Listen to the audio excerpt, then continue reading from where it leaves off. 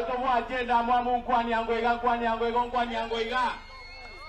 Kwanza kabisa Mheshimiwa Rais, mimi nataka kukaribisha hapa Kisii, nikuambia asante na asante sana kwa sababu ya kukuja hapa kwa sababu ya maendeleo.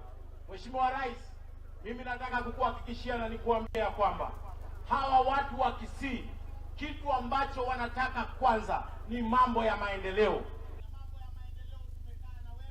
Tumepanga maneno ya soko, umepanga maneno ya barabara, umepanga maneno ya mashule, umepanga maneno ya SHA, umepanga maneno ya nyota, umepanga. Mheshimiwa Rais, mimi nataka nikuhakikishie, you will have been vindicated as the leaders of Kisii.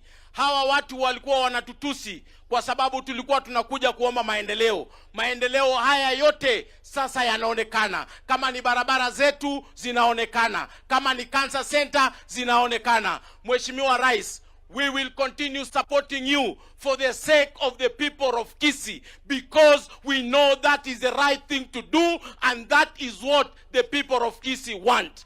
Mheshimiwa Rais, ya pili, vile umepanga maneno yetu ya chama ya UDA, mimi kama treasurer wa chama ya UDA, chama kubwa kabisa katika taifa la Kenya, sisi tutashirikiana na wana ODM ambao wako hapa, kwa sababu sisi tunaamini ya kwamba ni vyema kuleta nchi hii pamoja kuliko kutenganisha nchi kwa masuala ya kimsingi, kwa masuala ya kikabila, kwa masuala ya mambo machafu. Sisi tutashirikiana na tutafanya kazi pamoja na wewe na viongozi wote, and I am sure in 2027, kwa sababu umepanga maneno ya maendeleo na maneno mengine yote, hii chama yetu ambayo tunashirikiana na broad based ya ODM, sisi tutashinda mapema saa 12, kwa sababu hawa watu hawana plan, hawana mpango, hawana form, hata hapa hawakuji kuongelesha wananchi. Sisi tutazidi kukuja hapa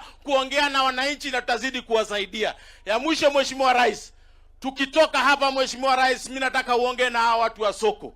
Kuna hii vibanda hapa Mheshimiwa Rais, sioni kama inakaa vizuri. Wale watu wakuje wajengee hawa vibanda vizuri na warudi kwa hiyo vibanda mzuri ambaye inaonekana vyema. Sina mengi ya kusema, mimi nasema tushirikiane na tuzidi kufanya kazi na Mheshimiwa Rais. Wangapi wanasema 2 time ya Mheshimiwa Rais?